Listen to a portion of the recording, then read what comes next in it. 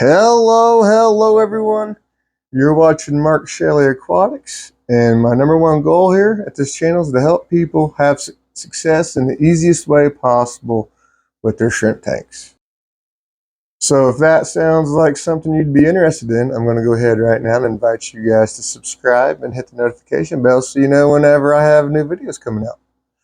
So now let's get to the topic of the video, and in my opinion, the very best plant you can get for your shrimp tank is moss.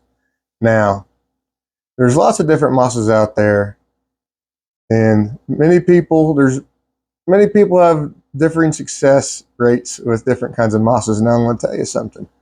I've tried several different mosses, and I've had a couple I could kind of do all right with. And then what I want to talk about today is Pilomoss. And this moss, no matter where I put it, it just goes crazy. I want to show you how it grows. I want to show you something even really crazy that shocked me. So stick around and find out about Pilomoss, the easiest and best moss for your shrimp tank. So as some of you may know, who've been with me for a while, I have Pilomoss in essentially every single one of my tanks except for maybe a couple. This is the moss I'm talking about right here. And the reason I like it so much is because I have to do nothing. I literally throw it in the tank. I do no fertilizing in my tanks. I do nothing other than feed the shrimp, and that is the fertilizer. I threw some algae wafers in here, trying to get the good shot of the moss, or the shrimp in the moss, and the algae wafer fell down in there. And so all the shrimp are down in there. High light, low light, it doesn't matter, other than the way the moss will grow is completely different when compared to low light. So this is relatively low light, and you can see here it's kind of thin and wispy, gets kind of leggy. But when you put it under better light, it grows much thicker and denser. Look at these Bloody Mary shrimp. They are enjoying the moss. So look at how easy this is. I do nothing other than put it in here. And in this bright light, look at how thick and dense it grows. You can see there are the little leaves, fronds. I'm not sure what the technical term is with moss. This is what it looks like super up close. You see all those little tiny leaves, all those branches, stems. The shrimp really love it. And we'll talk about the benefits for the shrimp here later on, but I'm going to talk about why this is so easy. Why it's so easy, because I always want you guys to have the easiest path to success possible. And I think Pilomoss, as far as not only being very important and beneficial to the shrimp, it is beautiful, lush, and you can have, here we are at the blue velvet tank, and here you can make it form carpet.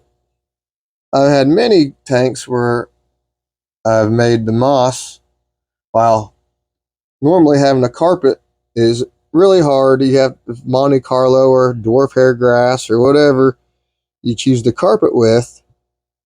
You got to have highlight, ferts, and all that high maintenance, hard routine to keep up with. And with this moss, you just put a few clumps in there and time over time. And if you have a bright light, now this has a newer pretty bright light on it, and see how it's growing real thick and dense like that.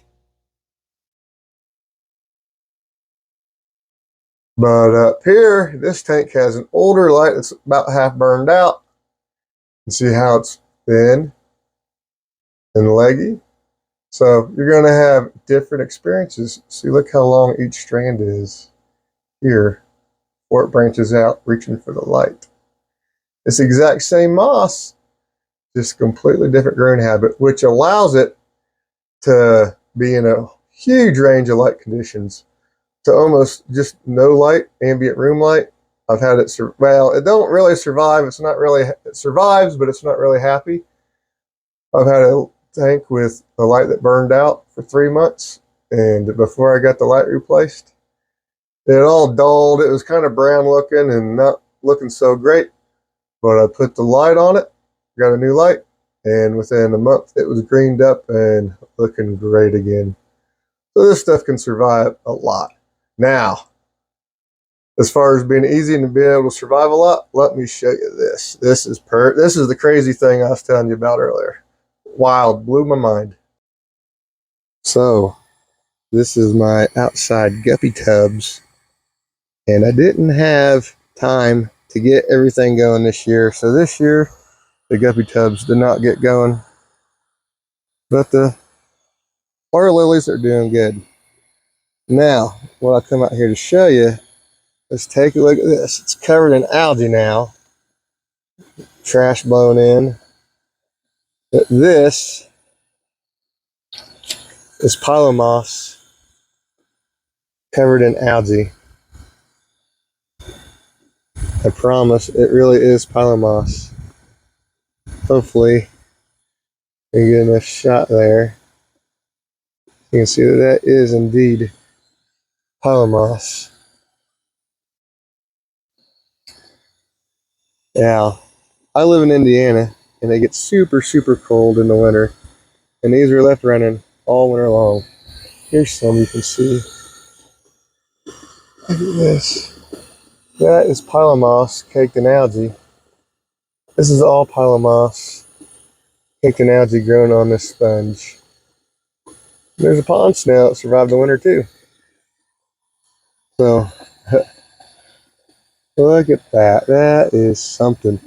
It survived an Indiana winter.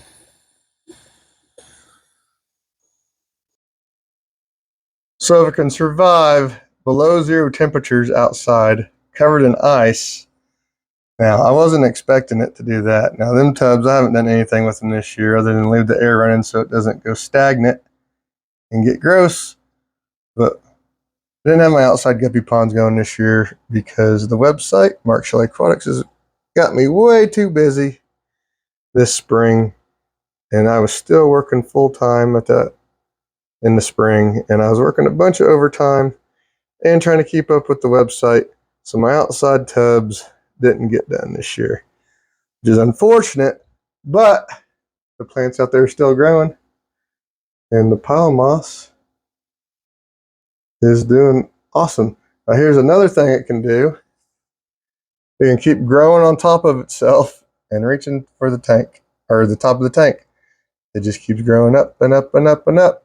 And if you don't want to do that no more, just pull it apart. It's easy as can be. Here it is in my orange neocotyledonous tank. And it's so versatile, it can be just about anything. You can highlight, it'll grow real thick and dense. Here's one that's really low light, and it just gets long and stringy here in a guppy tank. So now, not only obviously is it good to breed guppies in, not just shrimp, because look at all the space for the fry to hide in. I'm going to explain to you why it's so good for shrimp. So here we are at my 75-gallon Ritz-Kerr shrimp tank. And you take a look down here, and we talked about all the little tiny leaves, all the little tiny crevices, nooks and crannies, and that is what I call surface area. With all the surface area, you get biofilm that grows on that. So you're talking about microscopic algae, stuff that baby shrimp love to eat, and is vital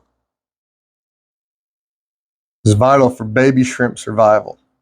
So a lot of times they'll have shrimp and they'll see buried shrimp, and then they won't see buried shrimp, but they don't see any babies, and they're like, where did all my baby shrimp go? what in the world is going on here? Well, the babies are starving to death because most people are not feeding their shrimp tanks all that much, and I feed my shrimp tanks a lot. Now, the tanks that have less moss and have less light in them do significantly less better as far as breeding goes. Breeding numbers are not nearly as good in tanks with less light and less moss. So that means we are having, because the light grows the algae, the biofilm, and then the more surface area you have, the better it is for the shrimp. The more areas that biofilm can grow on. So that means we have all these little tiny nooks and crannies, all these little tiny leaves and stems, whatever, fronds, I think they're called, with moss. And that just allows there to be so much surface area for the shrimp to graze on. Look at him. He's just sitting there going along. Food collects there. Biofilm grows on there in the moss. And these guys, they just scour the moss all day, every day, looking for yum-yums to eat. That's what shrimp do. They're scavengers. They're going through eating biofilm and leftovers. So, again, in my opinion, not only is this pilo-moss supremely beneficial for raising shrimp and even guppies and breeding fish, if you want to breed egg scatterers, this would be ideal for that. For egg scatterers, breeding shrimp, everything. This stuff looks good, grows fast for a moss. No moss is going to be super fast, but as far as moss go, this thing is like a rocket ship when it comes to growing. I guess the lights are on behind me. I started the video out with the lights off. Now the lights are on. So, all right, everyone. Like I said, my whole goal is to help people have success with their shrimp tanks the easiest way possible. And I hope I'm accomplishing that, especially with this video. Try out some pilo-moss. Now, if you're looking for a place to buy it in the United States, you are in the United States. I have plenty available at my website, markshellyaquatics.com. So feel free and check that out. And if you can't find pilo-moss or you can't source it, try different kinds of mosses. Any kind of moss is going to do good, is going to be beneficial for your shrimp to breed in. Now I say pilo-moss, and that's why because this is the moss I use. I've had it ever since the beginning, since I started breeding shrimp and got all these tanks going. It's been a godsend. This moss is unbelievable for me. And most people I send it off to, it does really good for them too. So thank you guys for watching. Hope I helped you guys. Bye.